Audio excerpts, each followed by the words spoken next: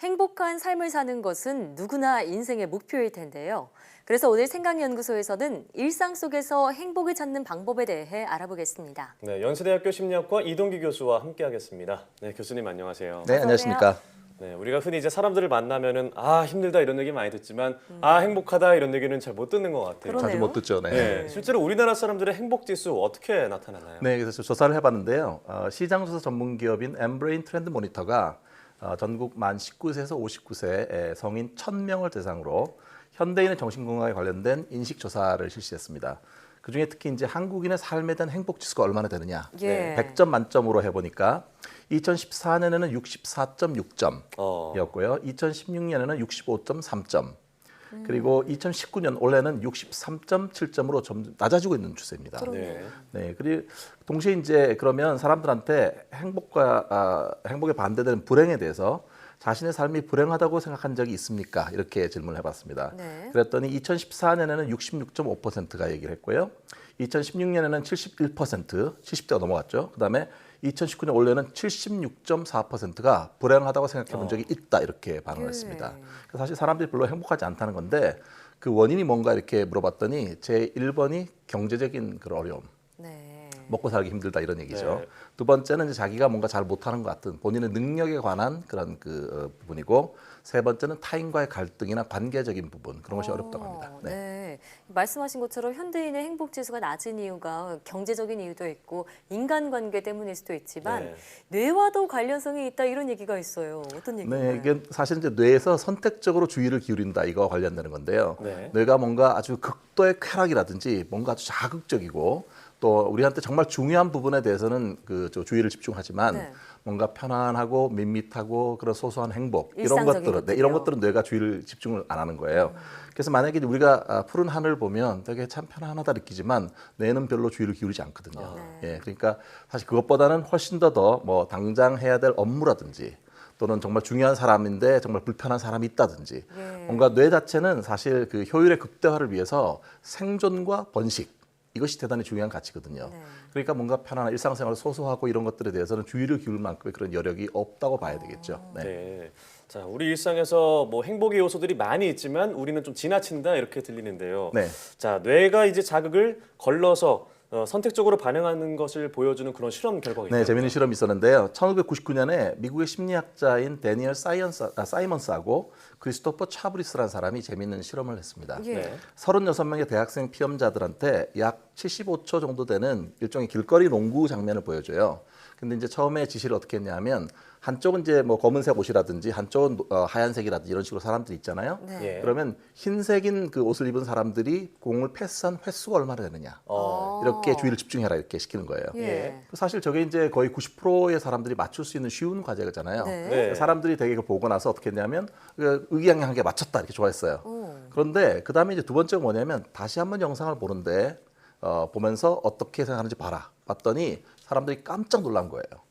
왜냐하면 중간쯤 돼서 고릴라 복장을 입은 사람이 한 5초간 나타나갖고 예. 마치 영화 속의 그러네요. 킹콩처럼 가슴 막 두드리고 이런 식의 어떤 행동을 하고 들어가는 거거든요. 네. 근데 사람들이 패스에 신경 쓰라고 하는 주의 때문에 고릴라 자체를 못 봤다는 사람이 거의 대부분이었다는 거예요.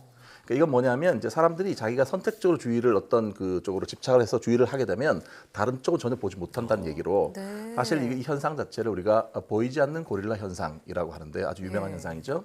그래서 우리 뇌 자체도 정말 자기가 꼭 봐야 될 것만 집중하다 보니까 선택적으로 다른 것들을 무시하게 된다는 얘기예요. 그러면 그것을 행복에 빗대어 보면은 좀 자극적인 행복에 치중한 나머지 소소한 행복은 놓칠 수 있다 네, 이런 밋밋하고 얘기네요. 소소하고 이런 것들을 잘 못 본다는 거죠. 그렇군요. 그럼 우리가 평상시에도 좀 행복감을 느끼려면 우리 뇌가 그렇게 좀 작용을 해야 할 텐데 어떻게 네. 해야 할까요?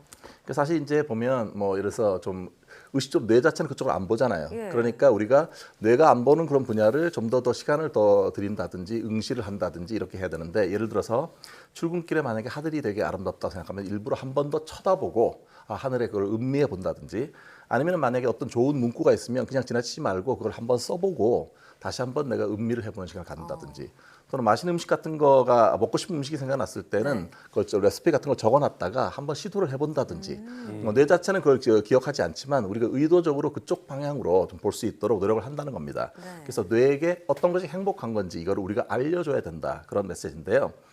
사실 그 행복에 관한 책 중에 하나가 저 데니얼 길버트라는 사람이 쓴 영어로 Stumbling on Happiness라는 책이 있는데 네. 한국말로는 행복에 걸려 비틀거리다라는 그런 재미있는 제목으로 예. 번역이 됐어요. 네. 근데 이제 그 영어 단어를 보니까 stumble이라는 단어 자체가 뭔가 걸려서 넘어지다라는 뜻도 있지만 또 다른 두 번째 의미가 뭐냐면 우연히 발견하다는 뜻이 있어요. 결국 행복이라는 것이 뭔가 특별한 그런 것이 아니라 네. 우연히 우리가 찾는 것이라는 그런 의미를 담고 있습니다.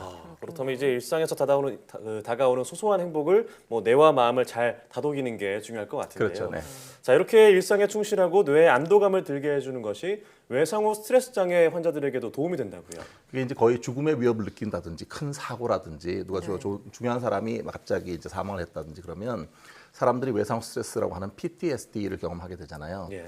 근데 이제 PTSD의 가장 큰 증상 중에 하나가 뭐냐면 그 사건 자체는 이미 지나갔는데도 불구하고 지금도 그 사건이 계속 반복된다는 일종의 재경험, 영어로는 플래시백이라고 하는 게 생겨요. 예. 고통이 너무 크니까 사라지지 않고 현재도 그대로 있는데 그럴 때일수록 우리가 지금 현재 내가 어디에 있는지를 스스로 일깨우는 그런 작업이 필요해요. 예. 나는 지금 여기 있고 나는 지금 뭘 하고 있고 어떤 느낌을 갖고 있고 영어로 말하면 here and now라고 하는 것에 네. 좀 더 집중해서 자신의 감각이나 이런 것들을 알아채는 그런 연습을 하면 PTSD 환자들한테 도움이 될 수 있다고 합니다. 네.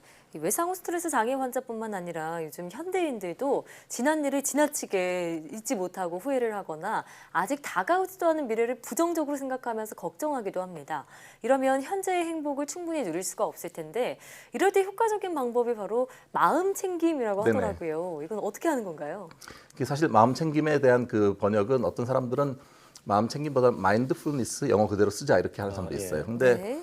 이거는 일종의 주의 자체를 특별하게 판단하지 않고 거기에 그대로 온전하게 주의를 집중하는 거예요. 네. 현재 자기가 느끼는 감각이나 이런 것에 대해서. 그래서 다른 말로는 바라보기 또는 비판단적으로 바라보기. 그러니까 감각에 집중한다 이런 그렇죠. 건가요? 네.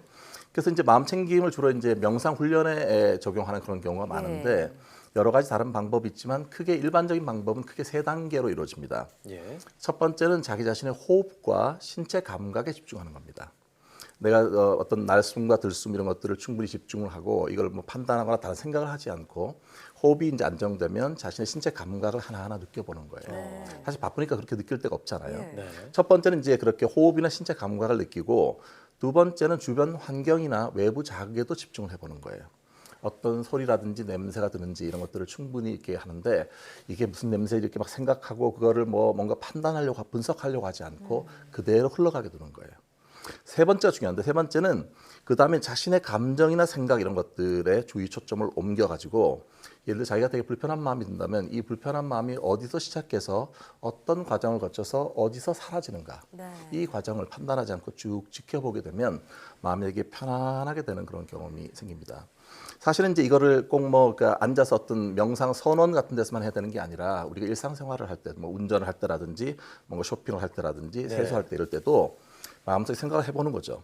자기 자신이 매 순간 here and now 여기 지금 그리고 여기서 어떤 느낌이 있는지를 알아차리는 훈련을 하게 되면 그 순간에 충분히 충만하게 몰입하는 경험을 할 수 있게 되고 예. 또 어려운 일이 있어도 그 자체를 그것 때문에 스트레스 받고 집착하지 않고 이걸 흘려보낼 수 있는 그런 지혜를 얻게 된다고 합니다. 네, 이 말씀하신 마음 챙김의 방법들을 쭉 들어보니까 뭔가 여유를 갖게 되고 내가 느끼는 감각들을 모두 온전히 다 느끼고 좀 더 긍정적으로 감사하게 좀 바라볼 수 있게 되지 않을까라는 생각이 드는데요. 네. 네네. 자, 퇴근하고 한번 해보고 다음 주에 어땠는지 또 어떤지 말씀해 주세요. 예, 소감을 일주일간 실험을 말씀드리겠습니다. 네. 네. 예, 오늘 말씀 고맙습니다.